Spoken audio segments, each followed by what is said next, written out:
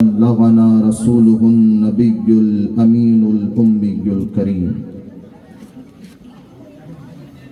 منبر نور پر تشریف فرما واجب الاحترام مفتیان اعظام علماء و ائمہ کرام،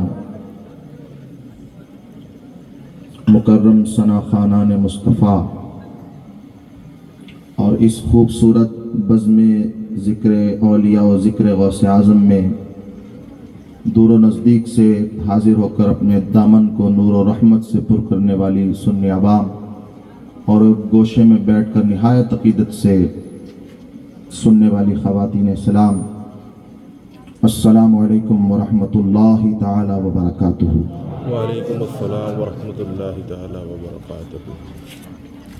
اللہ کریم کا بے انتہا فضل و احسان ہے کہ رب کریم نے اس مجلس میں مجھے اور آپ سب کو شرکت کی سعادت عطا فرمائی۔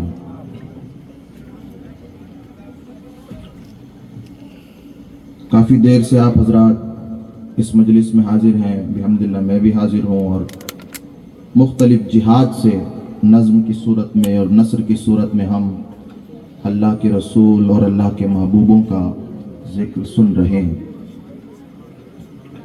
ہمارا نہ جانے کتنا وقت کہاں کہاں گزر جاتا ہے، مگر یہ خاص اللہ کی توفیق ہے کہ اللہ تعالیٰ جن بندوں کے ساتھ بھلائی کا ارادہ فرماتا ہے ان کو اپنے محبوبوں کے ذکر میں مشغول کر دیتا ہے۔ تو یہاں آج آپ آئے ہیں تو خود سے نہیں آئے، اللہ نے توفیق دی، اللہ نے آپ کے ساتھ بھلائی کا ارادہ کیا تو آپ کو اپنے محبوب بندوں کے ذکر کی مجلس میں بھیج دی۔ تو یہاں جتنے لمحات آپ کے صرف ہوئے ہیں، یقین جانیے کہ آپ کے دفتر میں یہ لمحات چمکتے ہوئے سنہری حروف سے لکھے گئے ہیں۔ بلکہ حدیث پاک میں آیا ہے، بعض لوگوں نے اسے حضرت سفیان بن عیینہ رضی اللہ تعالیٰ عنہ کے قول کی طرف بھی منسوب کیا ہے۔ فرمایا گیا عند ذکر الصالحین تتنزل الرحمہ۔ ذرا محبت سے کہیے سبحان اللہ۔ میں جانتا ہوں کہ گھڑی جو ہے وہ 12 کے پار ہو چکی ہے، وہ عرف میں کہتے ہیں نا 12 بج گئے، لیکن الحمدللہ اللہ کے محبوبوں کا ذکر وہ ہے جس کے کبھی 12 نہیں بجتے۔ 12 بجتے ہیں تو وہ 12 کے بعد سیدھا 1 تک پہنچا دیتے ہیں۔ ٹھیک ہے، تو آپ ذرا محبت کے ساتھ بیٹھیے اور مکمل بیداری کے ساتھ بیٹھیے۔ میں یوں تو عرفی طور پر رسمی خطیب نہیں ہوں کہ جملے بازی سے آپ کو انٹرٹین کروں، میں کچھ ضروری باتیں آپ کے گوش گزار کر کے، جو علمی باتیں جو کتابوں اور بالخصوص جو علماء اور ائمہ اور صالحین کی صحبت میں بیٹھ کے ہم لوگوں نے سیکھی، وہ کچھ انشاءاللہ آپ کے گوش گزار کروں گا انشاءاللہ۔ آج کل ایک بڑے دکھ کے ساتھ کہنا پڑتا ہے کہ ہماری مجلسیں جو ہیں وہ انٹرٹینمنٹ پروگرام تو بن چکی ہیں، مگر ان سے جو افادیت حاصل ہونی ہے اس افادیت میں کہیں نہ کہیں کمی تو ضرور آئی۔ فرمایا گیا کہ بھئی نعت خوانی اچھے خوشگلو نعت خوان سے سنو تو عشق رسول میں اضافہ ہوتا ہے۔ عشق رسول میں اضافہ ہو رہا ہے کہ نہیں ہو رہا یہ کیسے پتہ چلے گا؟ بزرگان دین فرماتے ہیں کہ عشق رسول کا اضافہ لازمی طور پر اتباع رسول کی طرف انسان کو تحریک دلاتا ہے۔ صبح شام ذکر رسول کر رہے ہیں، نعرے لگا رہے ہیں، مگر حال یہ ہے کہ ہم ایک گھونٹ پانی بھی رسول اللہ کی سنت کے طریقے پر پینا نہیں چاہتے۔ اب دعویٰ ہمارا کتنا بڑا ہے کہ ہم مار دیں گے، ہم کاٹ دیں گے، ہم نثار ہو جائیں گے، نچھاور ہو جائیں گے، اور ہماری غفلت کا حال یہ ہے کہ ایک گھونٹ پانی بھی ہم حضور کی سنت کے مطابق۔ اللہ تعالی ہمارے دعووں کو سچا فرما دے، ہمارے عمل کو ہمارے دعوے کی دلیل بنا دے۔ مجھے جب میں یہاں حاضر ہوا تو مختلف جہاد سے لوگوں نے فرمائشیں بھی کی، اور میں اس کے علاوہ بھلواڑہ کئی مرتبہ حاضر ہوا ہوں اور ثنا خانان مصطفیٰ کی حیثیت سے حاضر ہوا، اور ارد گرد میں مختلف جہاد سے بلایا جاتا رہا ہوں۔ میں نے کہا انشاءاللہ آج دونوں کے امتزاج کے ساتھ نثر میں بھی اور نظم میں بھی انشاءاللہ اللہ کے محبوبوں کا ذکر کریں۔ تو عند ذکر الصالحین تتنزل الرحمہ، جہاں صالحین بندوں کا ذکر ہو وہاں اللہ کی رحمت نازل ہوتی۔ اس کی شرح میں محدثین اور متکلمین فرماتے ہیں کہ یہ کمال اللہ تعالیٰ کی جانب سے رحمت نوازی ہے۔ صالح بندہ کون ہوتا ہے؟ کسی نبی کی امت میں پیدا ہونے والا وہ شخص جو اس نبی پر ایمان لائے اور اس نبی کی جانب سے جو احکام اسے دیے گئے ان تمام احکام کو مانے، گناہوں سے بچے اور نیکیوں پر مصر رہے، نیکیوں پر برقرار رہے، وہ بندہ صالح بندہ ہوتا ہے۔ یعنی امت کا ایک ایسا فرد کہ جس نے نبی کے قول کو، نبی کے فعل کو اپنی زندگی کا سرمایہ بنا لیا، وہ صالح بندہ ہوتا ہے۔ اور حال کیا ہے کہ وہ بندہ دنیا کے کسی گوشے میں ہو، اللہ کا بندہ چاہے بغداد میں ہو، اللہ کا نیک بندہ صالح بندہ چاہے اجمیر میں ہو، اللہ کا صالح بندہ چاہے کچھوچا میں ہو، اللہ کا صالح بندہ چاہے مارہرا میں ہو، اللہ کا صالح بندہ چاہے بریلی میں ہو، دنیا کے کسی خطے کا رہنے والا ہو، جب وہ اللہ کی بارگاہ میں مقبولیت حاصل کر لیتا ہے، جب اللہ تعالیٰ اس کی ذات پر اپنی رحمت کی مہر لگا دیتا ہے، اپنا قرب اسے عطا کر دیتا ہے، تو چاہے اس کا ذکر کرنے والا بھلواڑا ہی کا کیوں نہ ہو، بھلواڑا میں بیٹھ کر بھی اگر اس صالح بندے کا ذکر کرو تو اللہ تعالیٰ اپنی رحمتوں سے نواز دیتا ہے۔ سبحان اللہ۔ تو ضروری نہیں کہ وہ صالح بندہ مجلس میں موجود ہی ہو، اس کی بھی قید نہیں۔ صالح بندہ چاہے کہیں کا رہنے والا ہو، جب اس کا تعلق اللہ سے مضبوط ہو گیا اور اللہ تعالیٰ نے اس کے رشتے کو اپنی بارگاہ میں مضبوط کر دیا، اپنی مہر رحمت سے اس کے رشتے کو اللہ تعالیٰ نے مستند کر دیا، تو اب اس بندے کا ذکر جس محفل میں ہوگا اللہ تعالیٰ اس محفل کو محفل رحمت و نور بنا دیتا۔ دوسرا کمال اس محفل میں، ان محافل میں شرکت کا دوسرا کمال کیا ہے؟ دوسری فضیلت کیا ہے؟ دوسری فضیلت یہ ہے، بلکہ اس واقعے کو حضرت علامہ جلال الدین سیوطی رحمۃ اللہ علیہ نے اپنی کتاب ہے الحبائق فی اخبار ملائک، فرشتوں کے حالات پر اور کیفیات پر علامہ جلال الدین سیوطی رحمۃ اللہ علیہ، اور یہ وہ محدث وقت ہیں کہ جو 72 سے زیادہ مرتبہ جنہوں نے جاگتی حالت میں حضور کا دیدار کیا، اتنے بڑے عاشق رسول، انہوں نے کتاب لکھی الحبائق فی اخبار الملائک، فرشتوں کے حالات پر۔ انہوں نے لکھا کہ جہاں کہیں اللہ کے نیک بندوں کا ذکر ہوتا ہے، فرشتوں کی کئی اقسام ہیں، مختلف فرشتے مختلف کام پر اللہ تعالیٰ نے معمور فرمائے ہیں، تو فرشتوں کی جماعت میں ایک ایسی جماعت ہے جنہیں سیاحین کہا جاتا ہے۔ کیا کہا جاتا ہے؟ سیاحین۔ سیاح کہتے ہیں، ہمارے یہاں بھی استعمال ہوتا ہے اردو میں، سیاح ٹورسٹ کو کہتے ہیں۔ کس کو کہتے ہیں؟ یعنی یہ فرشتے، ان کا کام یہ ہے کہ یہ پوری کائنات عالم میں گردش کرتے رہتے ہیں، گھومتے رہتے ہیں، سرگرداں رہتے ہیں، جہاں کہیں اللہ اور اس کے رسول کے ذکر کی محفل دیکھتے ہیں وہ اس مجلس میں نازل ہوتے ہیں، نازل ہو کر اپنے نورانی پر پھیلاتے ہیں، پوری محفل کو اپنے نورانی پروں سے ڈھانپ لیتے ہیں۔ جب تک مجلس بدستور چلتی رہتی ہے، مجلس میں حاضر ہوتے ہیں، حاضر رہتے ہیں اور مجلس میں ہونے والے تمام اعمال خیر پر گواہ بنتے ہیں۔ جب مجلس ختم ہو جاتی ہے، ملائے اعلیٰ کی طرف پرواز کرتے ہیں، پرواز کرتے کرتے کرتے کرتے کرتے کرتے بارگاہ الہی میں حاضر ہوتے ہیں۔ علیم و خبیر رب ان سے پوچھتا ہے، فرشتوں کہاں سے آ رہے ہو؟ عرض کریں گے مالک تو علیم و خبیر ہے، دنیا کا کوئی ایسا معاملہ نہیں جو تیری بارگاہ میں منکشف نہ ہو، دنیا کا کوئی غیب تیری بارگاہ میں کوئی غیب نہیں، دنیا کے سارے معاملات تیرے لیے شہود ہی شہود ہیں۔ مالک تو جانتا ہے ہم وہاں سے آ رہے ہیں جہاں تیرا اور تیرے محبوب بندوں کا ذکر ہو رہا تھا۔ اللہ تعالیٰ ان فرشتوں سے پوچھے گا، اس محفل میں جو لوگ حاضر تھے کیا مجھ سے کچھ مانگ رہے تھے؟ فرشتے عرض کریں گے مالک وہ جو محفل کے لوگ تھے، تیرا اور تیرے محبوبوں کا جو ذکر کر رہے تھے، تیرے محبوبوں کے وسیلے سے تجھ سے جنت کا سوال کر رہے تھے۔ اللہ پھر پوچھے گا، اس محفل کے جو حاضرین تھے وہ کیا کسی چیز سے پناہ طلب کر رہے تھے؟ فرشتے عرض کریں گے مالک وہ جو مجلس کے حاضرین تھے تیرے غضب اور جہنم سے پناہ مانگ رہے تھے۔ جب فرشتے یہ عرض کر چکے ہوں گے بارگاہ الہی میں، اللہ تعالیٰ کی رحمت کو جوش آئے گا۔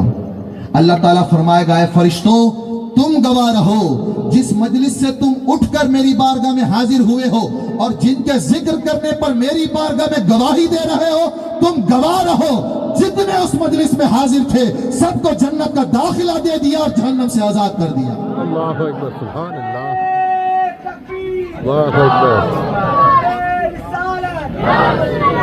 تو یہاں آپ جو بیٹھے ہیں یہ بے سود نہیں بیٹھے. اس محفل میں حضور قلب کے ساتھ لمحہ بھر کی حاضری بارگاہ الہی سے آپ کو جنت کا پروانہ دلا سکتی ہے. اللہ کی رحمت حق بہانمی جویت، رحمت حق بہانامی جویت. اللہ کی رحمت یہ نہیں دیکھتی کون کتنا بڑا عمل کر رہا ہے، اللہ تو یہ دیکھتا ہے، اس کی رحمت تو یہ دیکھتی ہے کہ میرا بندہ خلوص نیت کے ساتھ ایک چھوٹا سا عمل ہی کر لے تاکہ میری رحمت اسے بخش دے. تو اللہ کی رحمت بہانہ ڈھونڈتی ہے، لیکن ہم کتنے خوش نصیب ہیں کہ ہم وہاں بہانہ لے کے نہیں جاتے. ہم اللہ کی بارگاہ میں کوئی بہانہ لے کے نہیں جاتے، ہم تو اللہ کی بارگاہ میں وسیلہ لے کے جاتے ہیں. اور آج ہمارے پاس کس کے ذکر کا وسیلہ ہے؟ ہم آج جن کے نام سے یہ مجلس موصوف ہے، یہ موسوم ہے، وہ اللہ کی بارگاہ میں اتنی قدر و منزلت رکھتا ہے، اتنی قدر و منزلت رکھتا ہے. غوث اعظم بارگاہ الہی میں وہ درجہ رکھتے ہیں کہ جو درجہ نبیوں کی جماعت میں محمد مصطفیٰ کا ہے، وہی درجہ جماعت اولیاء میں سیدنا غوث اعظم کا. غوث اعظم درمیان اولیاء، چو محمد درمیان انبیاء. کہ غوث اعظم کو اللہ تعالیٰ نے ولیوں میں وہ رتبہ عطا فرمایا جو نبیوں میں اپنے محبوب رحمت عالم صلی اللہ تعالیٰ علیہ وآلہ وسلم کو عطا فرمایا. اور رحمت کا حصہ کیا ہے اور رتبہ محبوب کا کیا ہے؟ اللہ تعالیٰ اپنے محبوب کو مخاطب فرما کے کہتا، محبوب یہ پوری کائنات چاہتی ہے کہ میں راضی ہو جاؤں. ساری دنیا کے جتنے صالحین، صدیقین، شہداء، نبیین، انبیاء، یہ جتنی ساری جماعتیں ہیں، یہ سب اس کوشش میں، اس محنت میں سرگردہ ہے، کوشاں ہے کہ میں راضی ہو جاؤں. مگر محبوب تیرا رتبہ میری بارگاہ میں یہ ہے کہ میں چاہتا ہوں کہ تو مجھ سے راضی ہو جائے. خدا کی رضا چاہتے ہیں دو عالم، خدا چاہتا ہے رضا. محبوب کائنات صلی اللہ علیہ وسلم کا رتبہ بارگاہ الہی میں یہ، تو حضور کی نسبت سے غوث اعظم کا رتبہ یہ کہ غوث اعظم پر کبھی کبھی خشیت الہی کا ایسا غلبہ ہو جاتا، کئی دن تک کھانا پینا چھوڑ دیتے تھے، جنگلوں میں نکل جاتے تھے. محبوب سبحانی ہونے کے باوجود خشیت الہی کا غلبہ ایسا کہ کئی دن تک کھاتے نہیں تھے، پیتے نہیں تھے. بلکہ سیدنا غوث اعظم فرماتے ہیں ملفوظات میں اپنے کہ کئی دن میں جنگل کے پتے کھا کر گزارا کرتا تھا، اور حال یہ ہو گیا تھا، پتے کھا کھا کے حال یہ ہو گیا کہ میرے گردن کی رگیں تک سبز ہو گئی تھی، ہری ہو گئی تھی پتوں کے اثر سے. جب غلبہ اس حال کو پہنچ جاتا تھا تو غیب سے بارگاہ الہی سے ندا آتی تھی، اے عبد القادر کھا لے تجھے میری قسم، اے عبد القادر پی لے تجھے میری قسم، اے عبد القادر کھا لے تجھے میری قسم، پی لے عبد القادر تجھے میری قسم. اللہ تعالیٰ چونکہ محبوب ہیں، ابھی حضرت مولانا سلیم اکبری صاحب نے کہا کہ محبوبوں کے ناز اٹھائے جاتے ہیں، تو غوث اعظم کو جب محبوبیت کا درجہ مل گیا تو اللہ تعالیٰ نے ناز فرمایا اپنے محبوب پر، اپنے محبوب بندے پر، اور فرمایا کھا لے عبد القادر تجھے میری قسم، پی لے عبد القادر تجھے میری قسم. حضرت حضور مفتی اعظم ہند رحمت اللہ علیہ نے جب یہ روایت پڑھی آپ جھوم اٹھے. آپ نے فرمایا کھلاتا پلاتا ہے رب دو عالم، کھلاتا پلاتا ہے رب دو عالم، تجھے دے کے اپنی قسم غوث اعظم. جو رتبہ نبیوں میں اللہ تعالیٰ نے اپنے محبوب کو دیا، وہ رتبہ اللہ تعالیٰ نے ولیوں میں غوث اعظم کو عطا فرمایا. تو ان کا ذکر کرنے ہم بیٹھے ہیں تو یہ یقین ہے انشاءاللہ کہ غوث اعظم کے صدقے میں اللہ تعالیٰ کی خاص رحمت آج انشاءاللہ ہماری جانب متوجہ ہوگی. لیکن شرط کیا ہے؟ اپنے دلوں کا کٹورا سیدھا رکھو. ان کی بارگاہ سے خیرات میں کوئی کمی نہیں، ان کی بارگاہ میں خیرات کی کوئی کمی ہے. فرق کہاں ہے؟ اپنے دل کے کٹورے سیدھے کر لو. کٹورا الٹا ہو جائے تو قیامت تک پانی گرتا رہے، اس پہ کبھی نہیں بھرے گا. لیکن لمحہ بھر کے لیے کٹورا سیدھا ہو گیا تو وہاں خیرات ہی خیرات ہے، خیرات ہی خیرات ہے، خیرات ہی خیرات ہے. ٹھیک ہے، ذرا ایک بار محبت سے درود شریف اور مرتبہ پڑھ لیں بلند آواز سے. اللہم صلی علی سیدنا و مولانا محمد و علی آل سیدنا و مولانا محمد کما تحب و ترضى بأن تصلی علیہ صلاۃ و سلام علیک یا رسول اللہ صلی اللہ علیہ وسلم. میرا جی چاہتا ہے کہ مجھے فرمائش بھی کی گئی کہ نظم کی صورت میں 2-4 شعر آپ کی خدمت میں، 2 شعر نعت کے اور 2-3 شعر انشاءاللہ منقبت کے پہ آپ کی طرف سے اجازت ہے؟ تھکے تو نہیں ہے؟ جو تھک گئے ذرا وہ بلند آواز سے کہیں سبحان اللہ۔ زیادہ لوگ ہیں۔ یہ سب کہا جاتا ہے، یہ سب آپ کو زندہ کرنے کے لیے اور بیدار کرنے کے لیے یہ سب جو ہے نا وہ شعبدے بازی کرنی پڑتی ہے کبھی کبھی، لیکن مجھے یقین ہے آپ سب بیدار ہیں، ذرا محبت سے کہیے سبحان اللہ۔ میں مائک آپریٹر کی بھی خصوصی توجہ چاہوں گا۔ صلی اللہ علیہ یا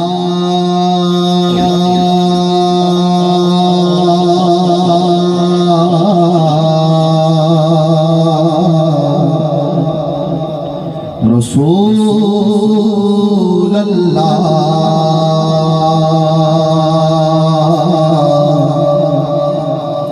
وسلم علیک یا حبیب اللہ۔ ہم اپنا سارا سخن ان کے نام کرتے ہیں،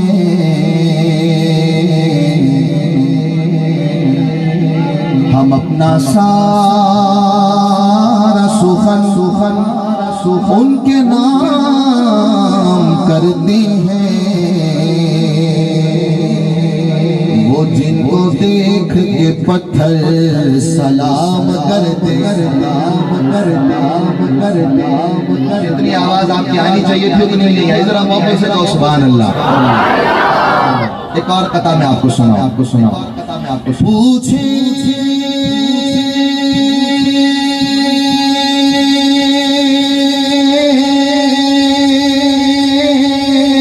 گے سبھی حشر میں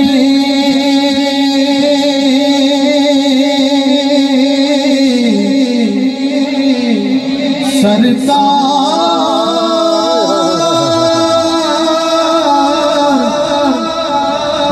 کہاں ہے؟ پوچھیں گے سبھی حشر میں سرکار کہاں ہے؟ سرکار پکاریں گے گناہگار کہاں ہے؟ سرکار پکاریں گے گناہگار کہاں ہے؟ پروانہ جنت لیے ڈھونڈیں گے فرشتے، پروانہ کہتے ہیں سرٹیفکیٹ کو، اردو میں کہو تو سند۔ پروانہ جنت لیے ڈھونڈیں گے فرشتے، اولاد پیمبر کے وفادار کہاں ہے؟ میں پوچھوں گا نہیں کون کا وفادار ہے؟ آپ سب میرے ساتھ مل کر ایک مرتبہ پوری آواز کے ساتھ، جتنا زور سے آپ 9 بجے پڑھتے ہیں ذرا اپنی آواز کے ساتھ مل کے پڑھ لیں۔ صلی اللہ علیہ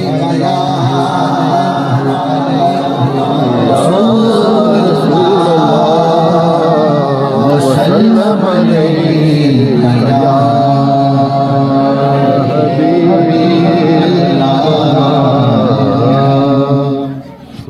ایک نعت شریف حضرت ادیب رائے پوری رحمۃ اللہ علیہ ان کی لکھی ہوئی سید ادیب رائے پوری رحمۃ اللہ علیہ کا کلام ہے، 2-3 شعر اس کے پڑھوں گا، بڑے آسان کلام ہے، آپ بھی سمجھ جائیں گے۔ میں دھیرے دھیرے پڑھوں گا مگر آپ حضرات زور زور سے سماعت فرمائیں گے۔ آپ فرماتے ہیں حضور کی بارگاہ رحمت کا در کھلا ہے،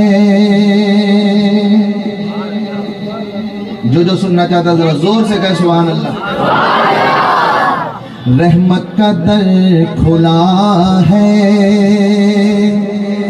دربار مصطفیٰ میں، دل لانگ مت کرو، نارمل رکھو دل۔ رحمت کا در کھلا ہے، دربار مصطفیٰ میں، رحمت کا در کھلا ہے، دربار مصطفیٰ میں بن مانگے مل رہا ہے دربار مصطفیٰ میں بن مانگے مل رہا ہے دربار مصطفیٰ میں حق ان کو دے رہا ہے وہ سب کو دے رہے ہیں حق ان کو دے رہا ہے وہ سب کو دے رہے ہیں اور دینے کی انتہا ہے دربار مصطفیٰ میں دینے کی انتہا